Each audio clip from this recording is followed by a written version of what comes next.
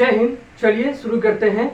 Class 8 का chapter 2 है the Indian constitution और ये पार्ट 2 है। ठीक है, पार्ट 1 पहले दिया हुआ है और पार्ट 3 में हम इसका निष्कर्ष निकाल लेंगे। ठीक है, मैं आपको पहले पढ़ा चुका हूँ कि इंडियन कॉन्स्टिट्यूशन के बारे में, और इसके पहले इंट्रोडक्शन वाले वीडियो भी हम आपको दे चुके हैं जिसमें कि आपको बताए थे कि वाई नीड अ कॉन्स्टिट्यूशन। उसमें उसका फर्स्ट पॉइंट अभी चल रहा है। ठीक है, आपको ये भी बता चुके थे हम कि इंडियन कॉन्स्टिट्यूशन का की फीचर इसके बाद आएगा। ठीक है, उसके बाद फिर आपका जो आएगा वो आएगा federalism, parliament of document and separation of power, fundamental rights and secularism. ठीक है, एक एक पॉइंट बाय पॉइंट हम समझते हुए चलेंगे। बहुत इंपॉर्टेंट चैप्टर है एग्जाम के व्यू से, आगे जा करके अगर आपको कंपटीशन का तैयारी करना है उसके व्यू से, क्योंकि आपको हम बता चुके हैं कि कोई भी कंपटीशन का तैयारी कीजिए आपका 6 to 12 का कॉन्सेप्ट एकदम क्लियर होना चाहिए। ठीक है, तो चलिए हम आज इसको देख लेते हैं और इसको अच्छे से समझ लेते हैं। Why does a country need a constitution? Part 2. Constitution define the nature of a country's political system.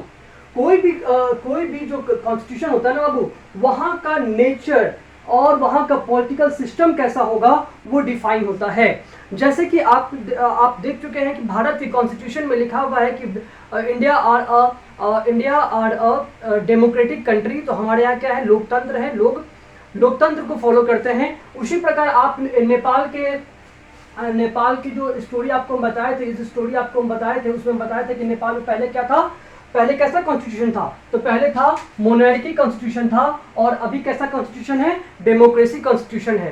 तो क्या आपको समझ में आ रहा है ना कि कॉन्स्टिट्यूशन जो है वहाँ का नेचर, कैसे लोग वहाँ का व्यवहार करेंगे, वहाँ के पॉलिटिकल सिस्टम क्या होगा, सब कुछ संविधान में ही आपका लिखा हुआ होता है, कॉन्स्टिट्यूशन में ही लिखा हुआ होता है। What types of political system should be there. देखिए पॉलिटिकल सिस्टम कितने टाइप का होता है, तो there are 3 types of political system. ठीक है, like a democracy, dictatorship and monarchy. ठीक है, डेमोक्रेसी का तो मतलब आप जानते ही हैं, लोकतंत्र, और डिक्टेटरशिप का मतलब तानाशाही, और मोनार्की का मतलब होता है आपका, मोनार्की का मतलब आपका होता है क्या, तो राजतंत्र। ठीक है, तो चलिए देखते हैं।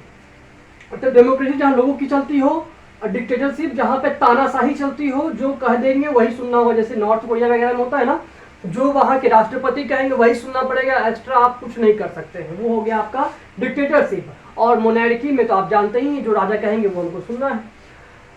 हालांकि तीनों जगह ही आपका कॉन्स्टिट्यूशन हो सकता है, ये बात ध्यान रखिएगा। कॉन्स्टिट्यूशन के लिए सिर्फ डेमोक्रेटिक कंट्री होना ही जरूरी नहीं है, ये आपको हम पहले ही बता चुके हैं और भी बता रहे हैं। और नेपाल वाले पिछले वीडियो में आप जो आपको स्टोरी बताए थे उसमें भी आपको उसमें बता चुके हैं।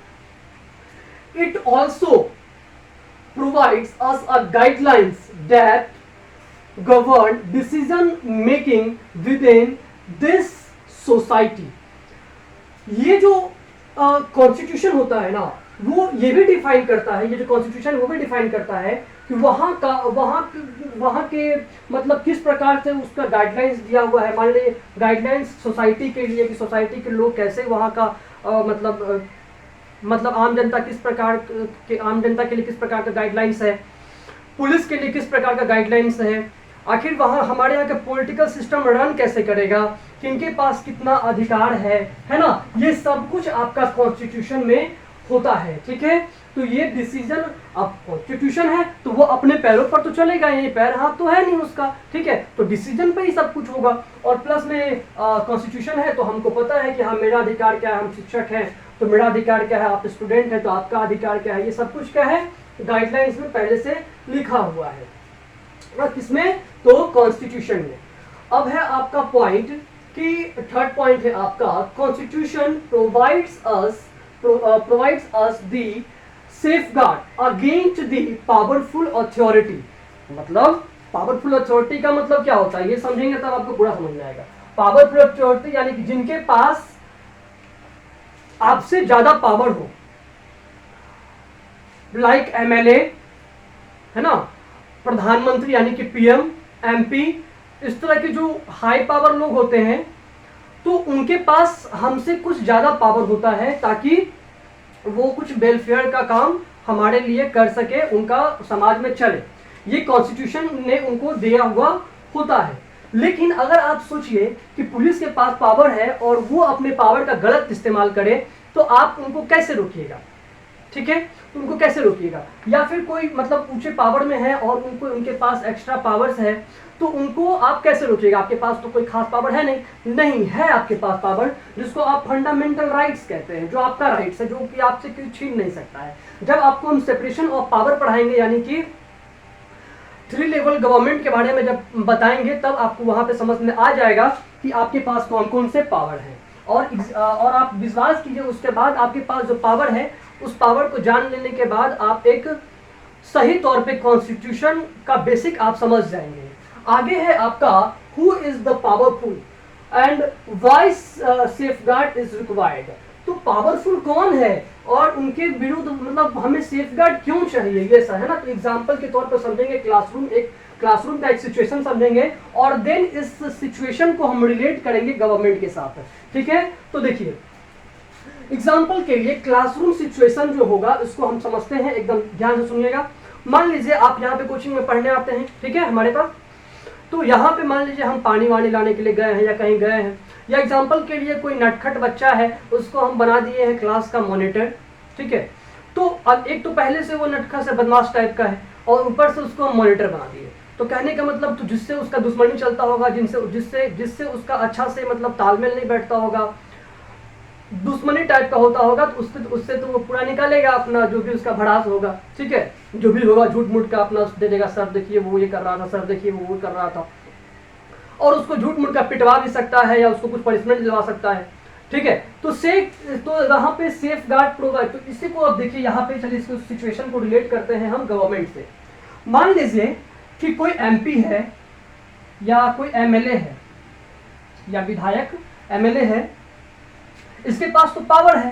ठीक है, तो ये पावर इसके पास है, तो ये थोड़ा ऊपर हो जाएगा, यहाँ का आई थिंक समझ में ना आए, चलिए पुलिस का ले लेते हैं,